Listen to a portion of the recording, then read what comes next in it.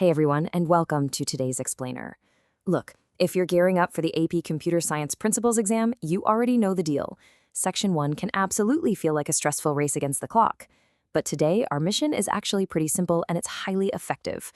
We are going to take what is traditionally a huge time-draining section of the exam and completely transform it into an automatic, guaranteed point scorer.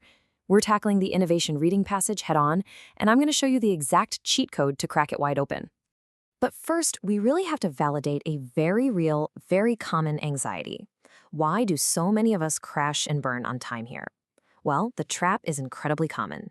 You see a passage about some new computing innovation, and your absolute first instinct is to read it word by word from start to finish, just like a novel, before you even glance at the questions. And let me tell you, if you do that, you are playing the game on hard mode, and you really just don't need to. Okay, let's dive into this. Here is our training simulation for the day. We're going to quickly cover the AP time trap, break down our ultimate 5-step strategy, and then we'll run through 3 rapid-fire practice rounds covering GPS, AI translation, and contactless pay. Part 1, the AP time trap. Let's define the exact parameters of the challenge you're up against. Think of this as your playing field. The innovation reading passage is always a super short text, roughly 100 to 200 words, describing a specific piece of tech. And this is always followed by exactly 5 single select multiple choice questions. Now, here is the insider secret. They literally always test the exact same things. Every single time. They're going to ask you about the mechanism, the impact, and to verify specific claims. Once you actually know this, the element of surprise is completely gone. Because we know exactly what's coming, 3 minutes per passage is our ultimate goal. I know, 3 minutes sounds incredibly fast, but with the right strategy, knocking out these 5 questions in under 3 minutes is going to become entirely automatic for you. You won't be casually reading, you'll be actively hunting for specific data points. Which brings us to part 2, the 5-step strategy. Let's look at how to actually execute this solution and beat the trap. Here is the cheat code. Step 1, skim. Grab the name and purpose in about 15 seconds. Step 2 is absolutely crucial. Identify the mechanism. You want to hunt down the how it works and mentally underline it. This is the most common question they ask. Step 3, impact. Pinpoint the specific benefits and risks. Step 4, watch for that sneaky accept wording. Look for what the passage is completely silent on. And finally, step 5, verify claims. Remember, even if a statement is factually true in the real world, it's not the correct answer unless the text explicitly says it. Outside knowledge doesn't matter. Only the text matters. All right, part 3. Let's start our first practice round and put this 5-step strategy to the test using the Global Positioning System, or GPS.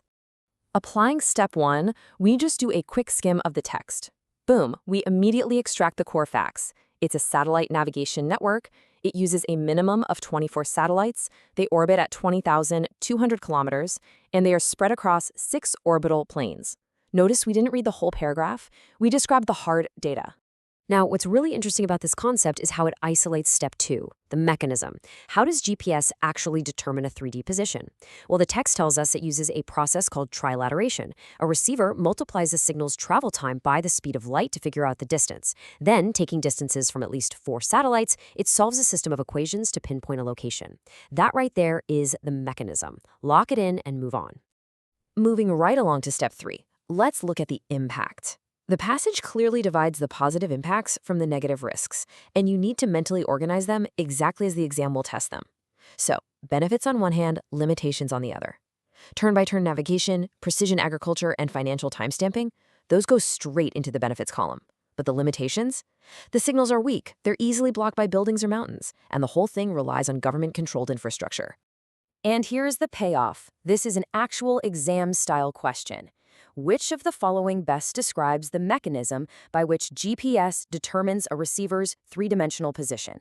Now, because we executed step 2 perfectly, we don't even have to sweat this. We already know it doesn't just contact a central server or count up grid coordinates. The mechanism we found was solving a system of equations using distance measurements from at least 4 satellites. Boom! Easy point. Okay, keep that energy up. Part 4, practice round 2. Let's look at AI translation and see how perfectly this strategy repeats itself. Skimming the passage here, we immediately notice a stark contrast. Early machine translation was entirely rule-based, relying on strict dictionaries, making it pretty brittle. But modern neural machine translation, or NMT, that is our mechanism. How does it work? It trains on billions of sentence pairs to learn statistical patterns, it uses high-dimensional embeddings and learned probabilities to decode text. Again, notice how we are just surgically hunting for the how. So the crucial point here is step 3, isolating the impact and specifically the limitations. The passage explicitly warns us about NMT. It produces confident-sounding factual errors, it can output a subtly wrong meaning, and it performs really poorly on low-resource languages. We take those exact phrases, lock them in our mind, and completely ignore any outside opinions or knowledge we might have about AI. Now for step 4, keeping an eagle eye out for that accept or not supported wording. The question wants the unsupported claim. When we scan our options, a distractor usually jumps right out at us. Let's say one option claims, NMT systems always outperform human translators in accuracy for high-resource languages. No way! The passage never said that. It might have mentioned cost or real-time speed, but it was absolutely silent on always outperforming humans. That is your distractor, and that's your answer. All right, final stretch. Part 5, practice round 3. Let's cement your confidence in recognizing these patterns by looking at contactless pay. Step 1, skimming. We're looking at near-field communication, or NFC. We immediately pull out the hard constraints. It operates at a specific frequency of 13.56 megahertz, and it demands the device to be incredibly close, within approximately 4 centimeters of the reader. Trust me, these hard numbers are prime targets for verification questions later on. And this brilliantly illustrates our security mechanism for step 2. How does contactless pay actually keep your money secure? The text hands us the specific mechanism, tokenization. Your NFC chip doesn't just broadcast your actual credit card number. Instead, it sends an encrypted, one-time, non-reusable transaction code, a token. So even if a hacker intercepts it, that token is utterly useless for any future payments. Applying step 3 to find the impact, we balance those scales one more time. The daily conveniences are pretty obvious. It reduces checkout time, eliminates physical wear and tear on your cards, and hey, it's more hygienic. But on the flip side, what's the negative? The theoretical risk here is that NFC signals can technically be read by attackers using specialized equipment, though, as we just learned, our mechanism, tokenization, heavily mitigates that exact fraud risk. Let's finish strong with step 5, verify specific claims.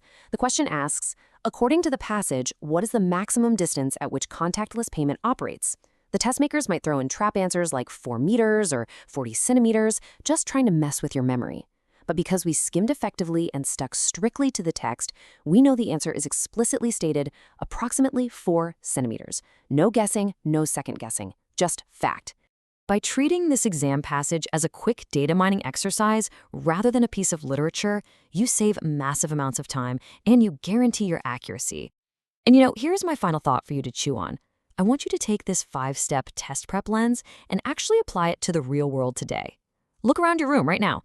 Seriously, pick a piece of everyday tech, your smart speaker, your wireless mouse, the Wi-Fi router in the corner. Ask yourself, what is its actual hidden mechanism, and what is its specific risk? When you start seeing the world through this kind of structured, analytical lens, you aren't just hacking an AP exam anymore. You are learning how to truly decode and understand the technology that runs our lives. Thanks for hanging out with me on this explainer, and happy studying.